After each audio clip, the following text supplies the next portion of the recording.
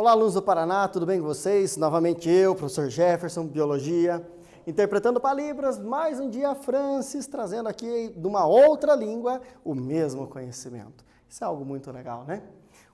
Desejo que todos estejam muito bem, desejo que estejam acompanhando perfeitamente as aulas, usando as ferramentas disponíveis, correto? Vamos lá para os nossos temas da aula de hoje. Relembrando, parte 2. Já fizemos o Relembrando, parte 1. Reprodução, tipo de fecundação, tipo de desenvolvimento. Hoje, em embriologia, vamos falar sobre o desenvolvimento embrionário. Vocês sabem muito bem que na biologia, quando nós, professores de biologia, falamos com vocês sobre desenvolvimento embrionário, nós estamos falando principalmente do desenvolvimento embrionário dos vertebrados e damos ênfase ainda no desenvolvimento embrionário humano, que ele é estudado num pequeno animalzinho chamado anfíoxo, que é muito parecido, até determinada etapa é exatamente igual, e esse caminho que é exatamente igual entre nós e um anfíoxo é o que nós trazemos para vocês. Então, pessoal, veja que o que nós estudamos aqui, ele é o desenvolvimento embrionário humano praticamente. Algumas comparações, alguns olhares para outros animais, porém ainda dentro do grupo dos vertebrados. Veja, nós estamos restringindo muito o estudo, porque olha só, reino animal, filochordata, classe, exatamente, classe vertebrata, nós estamos falando dos vertebrados. A classe tem um nome mais elaborado, é craniata, daí muda algumas coisas, mas fechamos nesse ponto, né? Os vertebrados. Então, olha só que a gente, quando estuda desenvolvimento embrionário, a gente deixa 8 filos de lado, para falar de um filo só, dentro desse filo, uma família especificamente, que é dos hominídeos. Então, a gente restringe bem, por quê? É muito conhecimento. Vamos focar naquele conhecimento que vai ser mais aplicável no dia a dia do aluno, porém, aqueles interessados, apaixonados por biologia, como eu, podem se aprofundar a qualquer momento, tanto pelas ferramentas da internet, quanto pelas facilidades que tem agora nesse sistema remoto, onde vocês podem consultar o seu professor, trazer mais material, trazer mais interação. A aula é pela internet, então agora vocês devem usar a internet na aula, quem tem acesso, né? Perfeito? Vamos lá. Meus queridos, depois aqui de uma animaçãozinha mostrando esse processo, passo a passo, bem bonitinha, bem fofinha, uma dica lá da nossa colega de biologia, a professora Maureen, muito obrigado. Olha só que interessante que eu trouxe para vocês. Ciclo estral. Os animais passam por ciclo reprodutivo, ou seja, período em que eles estão aptos a se reproduzir e gerar filhotes. Nesse período, existe um espaço de tempo em que a fêmea se torna receptiva, ou seja, o período propício para que o óvulo seja fecundado. E a esse período chamamos de período estral ou cio. A palavra estral é uma derivação de estro, que deriva do grego oistros e significa frenesi, que por sua vez pode ser simplificado como estado de excitação. Ou seja, nesse período os hormônios reprodutivos estão à flor da pele, o que faz com que os animais se tornem propensos e determinados a reproduzir. A sobrevivência das espécies depende da sua capacidade reprodutiva. Ou seja, a espécie atinge sucesso evolutivo quando ela passa seus genes para frente. E elas fazem isso tendo filhotes. Sendo assim, durante esses períodos em que as fêmeas estão mais suscetíveis à reprodução, é fundamental que o óvulo seja fecundado, ou seja, que haja a cópula. Em termos usados mais no mundo veterinário, é a mesma coisa no mundo humano, correto? Ao invés de chamar de ciclo estral, chamamos de ciclo menstrual. Ao invés de chamar de cópula, chamamos de relação sexual. Período em que os hormônios estão à flor da pele. Período fértil, que para os meninos, a partir da puberdade, é 24 horas do dia o período fértil. Para as meninas, ele é restrito a um certo período de horas do mês. Mas ainda assim, é período fértil o nome para isso. Perfeito? E é nesse período que a fêmea está propensa. Veja que interessante. É a fêmea quem determina o momento ideal. É ela que tem que estar apta para que aconteça o processo. Não temos um caso registrado no mundo animal onde o ciclo se dá no corpo do macho. O macho, ele já é macho. Lembra que eu falei para você, machão? Lembra? Lembra? O macho, ele é macho por quê? Grande quantidade de gametas e com uma baixa qualidade, né? E gametas móveis. A fêmea que vai produzir aquele gameta grande e com uma altíssima qualidade na produção, é ela que vai determinar o momento em que a reprodução é viável para acontecer. E aí cada espécie tem o seu comportamento reprodutivo. E como eu contei para vocês, é muito engraçado reparar como o ser humano copia o comportamento das outras espécies. Perfeito? Vamos lá. Objetivos da aula de hoje. Se desenvolver feliz. Já que estamos falando de desenvolvimento, vamos nos desenvolver.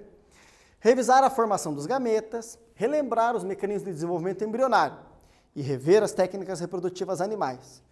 Esteja com o seu caderno para anotações. Use o aplicativo do Google Sala de Aula para confirmar a sua presença. Tem que responder o formulário. Se não responder o formulário, não confirma. Clicar em concluído não significa presença. Tá bom? Tire dúvidas, compartilhe experiências, traga ideias, enriqueça a aula, torne ela melhor. Você é responsável por isso também. Correto? Ali na imagem, um casal de veados. Sim, um veado mateiro, nativo aqui da região sul do Brasil. Fazendo o quê? Um macho tentando saber se a fêmea está fértil. Então, no nosso caso, nós temos hormônios que são exalados? Sim. Mas é um olfato secundário, uma interpretação inconsciente disso. Tem outros comportamentos conscientes que podemos perceber como uma fêmea está fértil? Sim, vários. As fêmeas conseguem perceber conscientemente os machos com comportamento reprodutivo? Sim, perfeitamente. Como nesses animais essa questão consciente está ligada ao olfato, eles precisam disso. Saber se é uma fêmea que já está em idade reprodutiva, nós olhamos e sabemos, é uma criança, já é adulto, correto? Neles não. Então a linguagem deles pelos cheiros é muito mais evidente do que nós, que temos uma linguagem falada, uma linguagem por imagens muito melhor. Correto?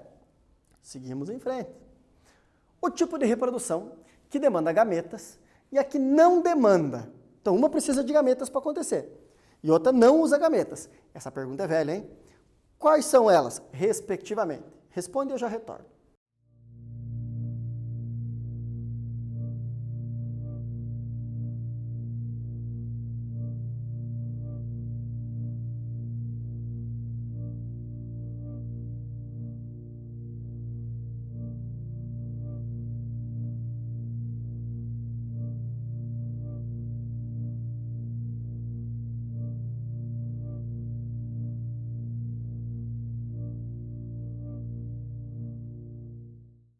Pessoal, apesar das alternativas diferentes, a resposta é sexuada, demandando gametas, como na imagem, o espermatozoide e o óvulo, e a assexuada não demanda gametas. Perfeito? Olá, ciclos de vida e tipos de células. E isso é muito interessante, eu vou falar isso várias vezes para vocês. Imagine o seguinte, quanto de DNA tem o mínimo para se formar um ser humano? Então eu preciso de todas as instruções para formar um ser humano.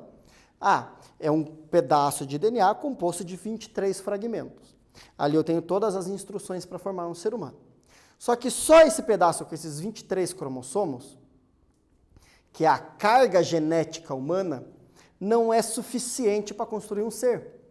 Por quê? Porque alguns cromossomos precisam interagir em dupla para ativar as funções. Então é obrigatório que eu tenha mais uma vez a mesma dose de cromossomos. Pode ser inclusive uma dose idêntica, mas eu preciso que sejam 2 cópias dessa carga genética. Mas geralmente, por que se diz geralmente, professor? Porque na prática são o quê? Uma cópia vindo do pai, uma cópia vindo da mãe. Há casos especiais onde a cópia é a mesma, alguns tipos de reprodução e reproduções in vitro feitas em laboratórios, onde um ser só gera as 2 cópias do DNA, né? E aí é colocado? Mas deixa isso para as curiosidades, que é para uma próxima aula, tá bom? Então esse pacote mínimo de informações, ele precisa vir duplicado, precisa vir em dobro. Então vem um pacote mínimo de informações do pai, acompanhado de um pacote mínimo de informações da mãe, correto? Quando só tem o pacote mínimo de um dos genitores, nós falamos que é uma célula haploide, tem N cromossomos. Por que a gente fala N e não fala 23? Porque eu posso estar me referindo do ser humano, posso estar me referindo a um chimpanzé, um cavalo, uma samambaia com 1.200 cromossomos. Então eu tenho que falar N, que é um número qualquer de cromossomos. E quando tem a junção da célula masculina com a feminina, aí é N com N, 2 Ns. Aí falamos uma célula diploide. Olha para cá, para relembrar.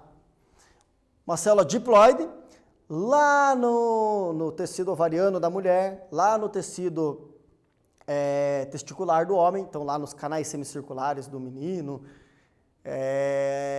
Lá nos folículos femininos tem células diploides, espermatogônias e ovogônias, que fazem meiose.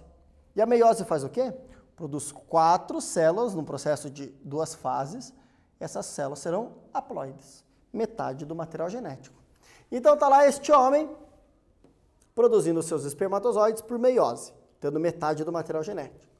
Esta mulher produzindo seus óvulos por meiose, que nós já vamos ver que ela não está bem produzindo os óvulos, mas vamos entender isso mais para frente. Metade do material genético, metade mais metade, na fecundação restaura o número. Células haploides, metade. Haploide, metade. Aqui o zigoto, diploide. A célula ovo tendo as 2 cópias. Aí faz mitose, aumenta o número de células sem modificar o DNA. Forma um nenenzinho que continua fazendo isso para crescer. Quando ele atingir a vida adulta animalmente falando, termo meu, tá? É quando você tem o sistema reprodutor ativo. Então a diferença entre infância e adulto, animalmente dizendo, é sistema reprodutor. A partir do momento que ele está ativo, começou a vida adulta, enquanto ele está inativo, a vida infantil. Perfeito? Claro que sociologicamente falando não é bem assim, né? É primeira infância, segunda infância, terceira infância, tem pessoas de 50 anos que estão na infância, e aí vai a pré-adolescência, adolescência, juventude, xaropice, todas essas fases da vida, né? Vocês sabem bem. Tem lá uns adolescentes de 50 anos morando na casa da avó e assim vai. Como se dá essa formação de gametas? Aí vem aquilo que eu falei para vocês das mulheres. Essa ovogênese nas mulheres se dá quando elas estão lá no útero materno. Então, a nossa amiga aqui, intérprete de Libras, a Frances, ela já nasceu com os óvulos dela quase prontos, porque ela produziu eles lá enquanto ela habitava o útero da mãe dela, da mãe da dona Frances. Já eu não fiz isso. No sexo masculino, na espécie humana, essa produção de gametas, ela se inicia com a puberdade e é um processo que não para. Se inicia, se dá o tempo todo. O que acontece com as fêmeas da espécie humana é que elas vão completar o desenvolvimento dos óvulos a cada mês. Então ela termina o processo. O que ela faz? Ela faz essa primeira etapa lá no útero, essa segunda etapa ela começa e para na metade. Então nessa passagem daqui para cá, ela para lá no útero materno. E aí mensalmente ela vai completar esse processo. Fazer a segunda e a terceira etapa, segunda e terceira etapa, segunda e terceira etapa. Perfeito? Já o menino, diariamente, a cada 8 horas, ele faz uma etapa completa, produzindo milhões de espermatozoides dia, em torno de 800 milhões por dia. Um menino, em 3 dias, produz espermatozoides que dá o número de habitantes do planeta. É muito espermatozoide. A maior parte é defeituoso, não se move, é inativo, não tem o DNA completo. É uma quantidade absurda, mas uma qualidade baixíssima. Trouxe na aula já do primeiro ano uma vez, cerca de 8 a 10% só são viáveis realmente.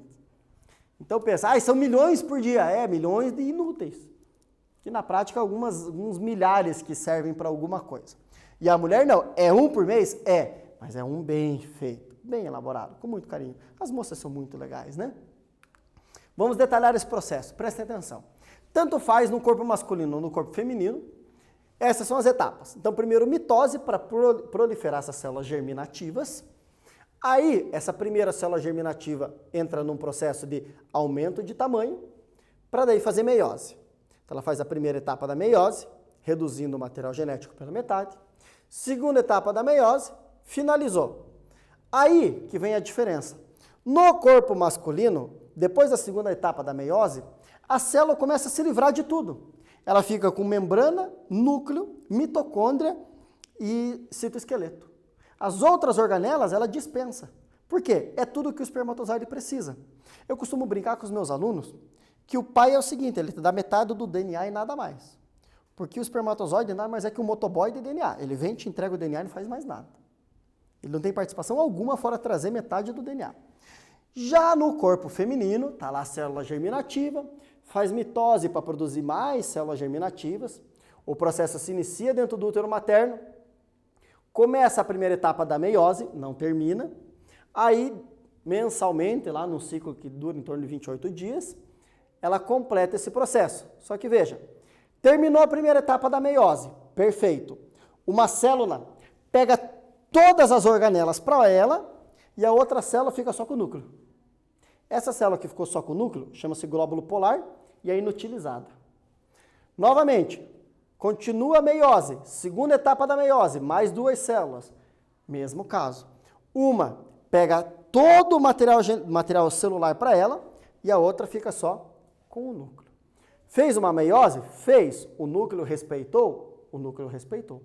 Mas só forma uma célula no final, porque as outras são glóbulos polares que são inviáveis. E aí essa célula ainda passa por um processo de maturação. Lembra aquilo que o espermatozoide faz de se livrar de tudo e ficar só com o essencial? Então, o óvulo começa a acumular reserva nutritiva, duplicar a mitocôndria, ele começa a crescer. Cresce tanto que é uma das poucas células visíveis sem auxílio de microscópio. É a maior célula que um animal pode produzir. Interessante isso, né? Então a mulher vai, sobrecarrega, faz uma qualidade muito grande. Os meninos é o mínimo necessário. O que é o mínimo? DNA. Então tá bom, pega o DNA e leva até o óvulo e não reclama. E é assim que funciona. Alguns animais fazem esse ciclo de produção de gametas todos durante a cópula. Por exemplo, os felinos. Os felinos têm estruturas no pênis do macho que ativam os ovários da fêmea e é durante a cópula que a fêmea faz toda a meiose produzindo o óvulo na hora, assim, agora já, produziu.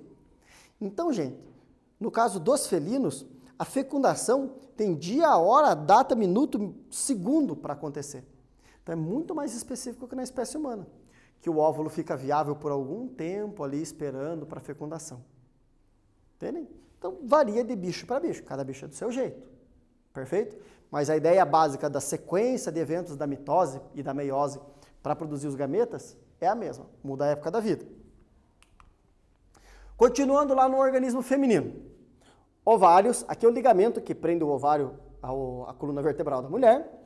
Tuba uterina, ou trompa uterina, trompa reprodutiva, vários nomes do mesmo órgão. Útero. O óvulo já está pronto, já está na fase de ovócito, ele é liberado, ovócito 1 vira ovócito 2, vira ovótide. Se um espermatozoide chegar nele e fecundar, vira óvulo. Senão ele nunca passa de ovótide para óvulo. Aqui fecundou, perfeito. Dentro da tuba uterina já começa a multiplicação celular. Essa célula ovo, que é o quê? A junção do espermatozoide com o óvulo, já começa a se segmentar. O que é segmentação? Aumentar o número de células sem aumentar de tamanho. Perceba isso acontecendo. Segmenta, segmenta, segmenta, se implanta no útero. No momento em que se implantou do útero, já não precisa mais viver somente dos nutrientes que a própria célula carrega. Dá para começar a absorver nutrientes da mãe. Como isso? Produzindo os chamados anexos embrionários, estruturas que vão permitir o desenvolvimento do embrião. São órgãos que só existem na fase embrionária e que depois somem e são produzidos pelo próprio embrião. No nosso caso, placenta e cordão. São o que nós produzimos. No caso de uma galinha, ela vai ter a casca clara, uma membranazinha em volta da gema, uma membrana em volta por dentro da casca. Âmnio anantoide, córion, saco vitelínico. Já vou detalhar eles. Calma. Primeiro exercíciozinho da aula de hoje. A espermatogênese é o processo onde são formados os espermatozoides. Esse processo é conhecido por apresentar 4 fases principais: germinativa, crescimento, maturação e diferenciação.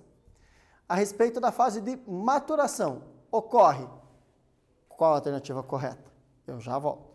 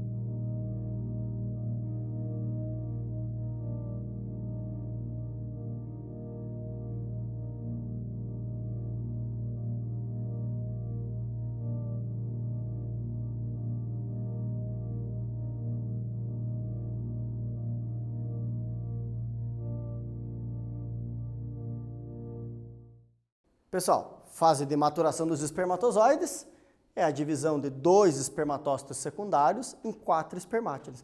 Quase a fase final, onde vai virar espermatozoide daí. É a última etapa da meiose. É o mesmo nome para as células femininas, só que onde tem esperma, nós trocamos por ovo. Então, espermátides nas células femininas chamaria ovótides. Perfeito? Seguindo.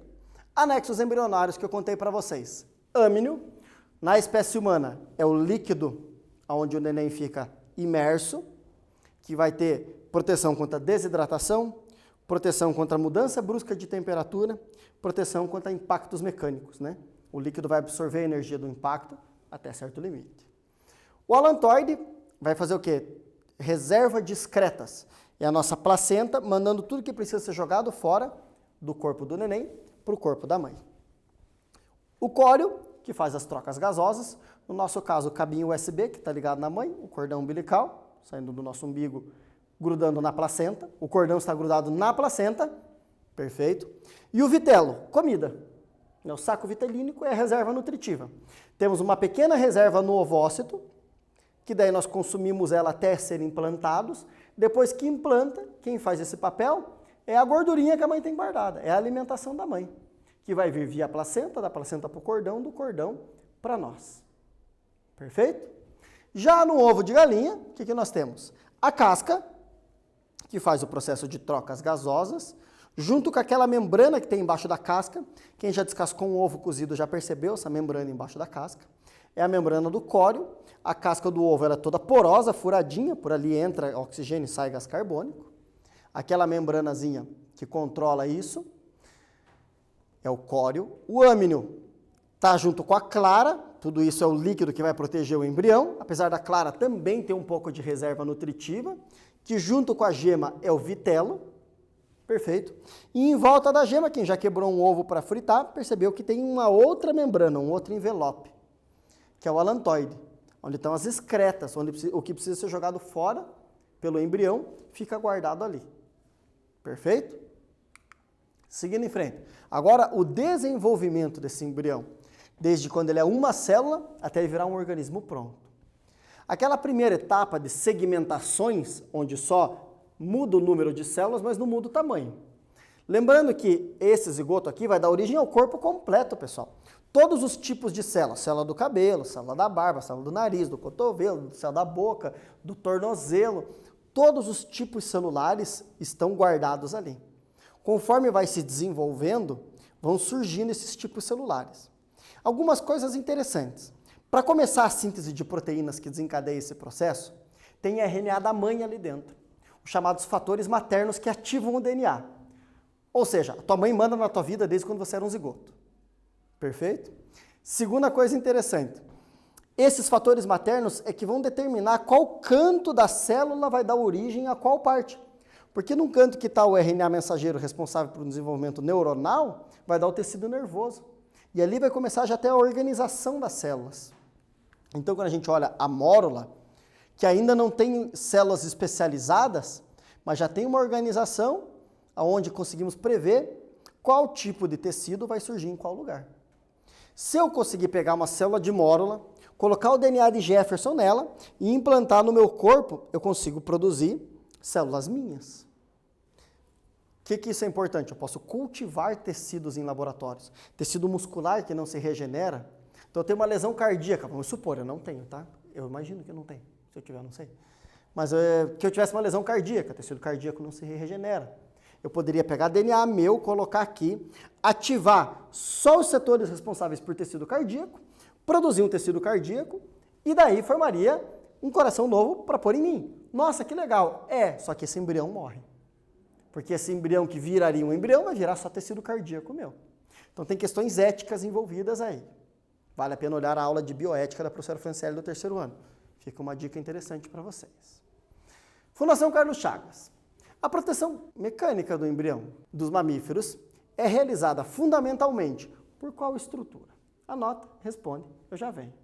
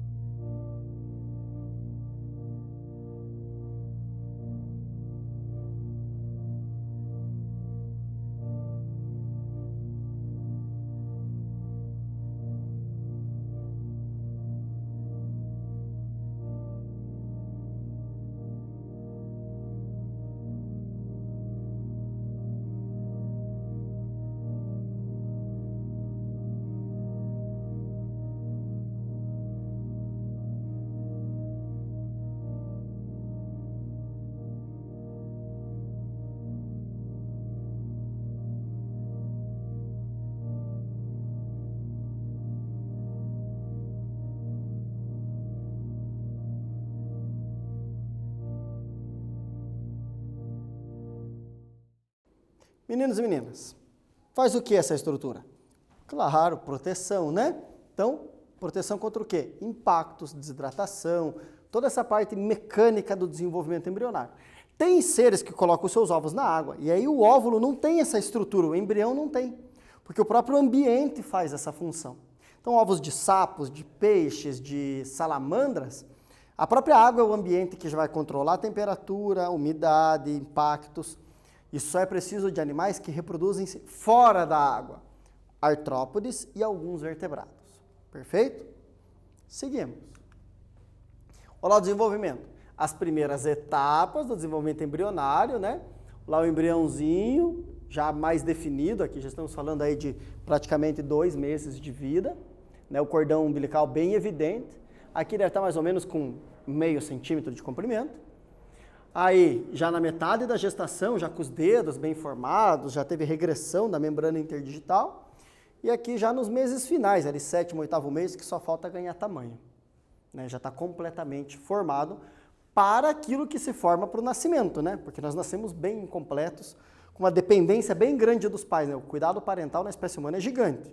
Né? Com as pessoas de 50 anos que a mãe cuida até hoje, está morando na casa da mãe. Né? Olá, parte a parte. Cuidado você que está assistindo essa aula e depois quiser pegar os slides e tentar ler o slide. Esse slide está em inglês, por quê? Temos uma questão de licenças das imagens, tem que ser uma imagem livre para uso, sem custo, etc. E aí também temos a qualidade do que precisava ser escolhido.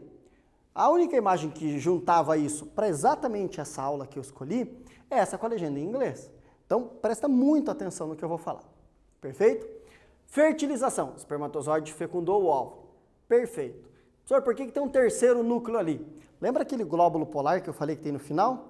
Pois é, ele segue aderido ao óvulo por vários dias ainda até ele ser destruído. Ele não desaparece de repente, não fica solto no ovário da mãe. Ele fica ali aderido ao óvulo. Se tem fecundação, ele fica aderido ao embrião. Não tem problema algum, ele segue ali. É assim que a natureza sempre funcionou. Aí começa a ter a clivagem, a segmentação, então aumenta o número de células, aumenta, sem crescer. Chega um momento que essa massa de células, que é maciça, começa a ficar oca. Um processo chamado cavitação, surgem cavidades. Aí começa a haver um processo de dobra. Tá vendo que a cavidade começou a entortar? Vai acontecer o quê? A parte que entorta encosta na parte interna, gerando 2 camadas de célula. Igual quando você dobra uma folha de papel, você passa a ter 2 camadas de papel. Então começa a gerar uma nova camada de células.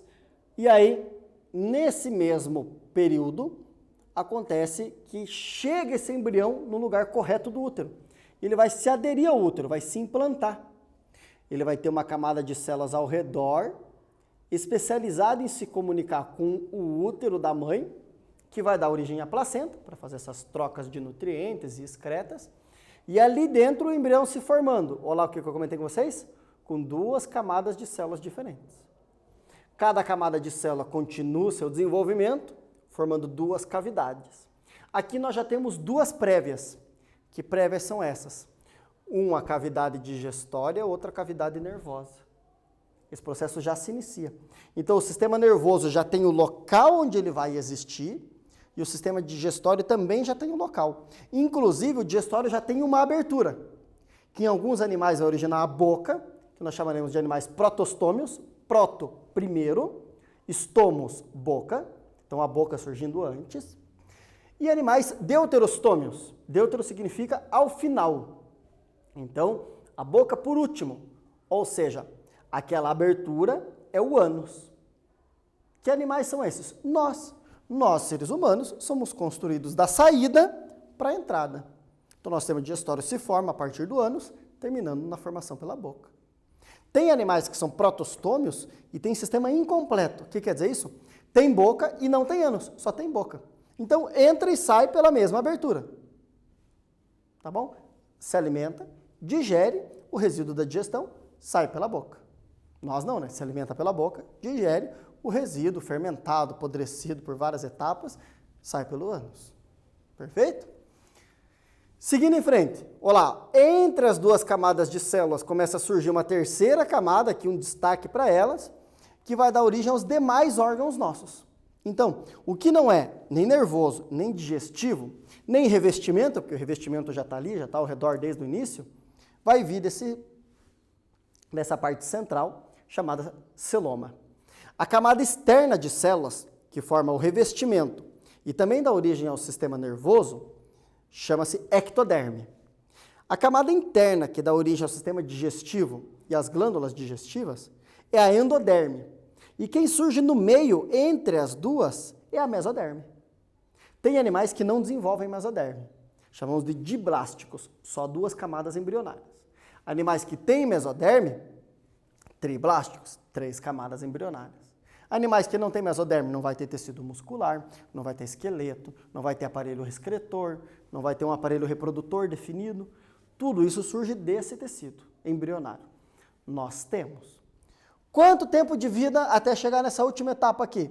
Longuíssimos 6 dias. É muito rápido. A mulher nem faz ideia de que esteja grávida ainda e ela já tem algo com sistema nervoso definido, algo com início de coluna vertebral, algo com sistema digestivo já com abertura, pode ser boca ou ânus. Então é algo já bem desenvolvido dentro dela. Quando ela começar a imaginar que está grávida, já tem braço, perna, mão, já está quase pronto, que vai ser lá pelo 2º mês. Perfeito? Olá, na etapa de segmentação ou clivagem, ocorre a formação da mórula. Marque a alternativa que melhor define essa estrutura. Marque aí qual é essa alternativa, anota tudo no seu caderno, eu já venho.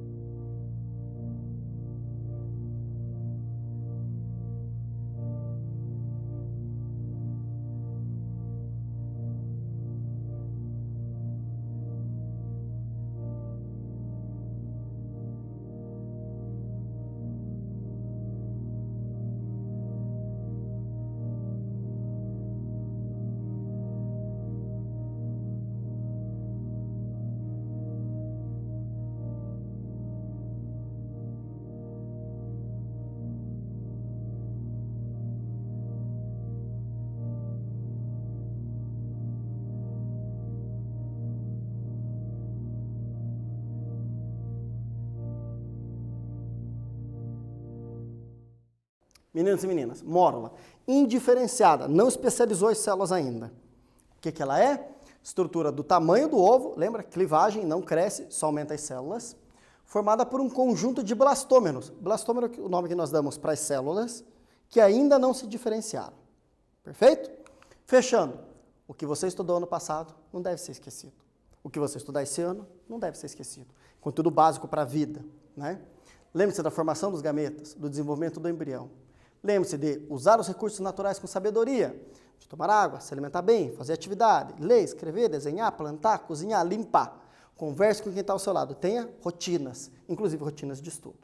Obrigado por estar na aula de hoje e espero vocês na próxima aula. Fiquem bem.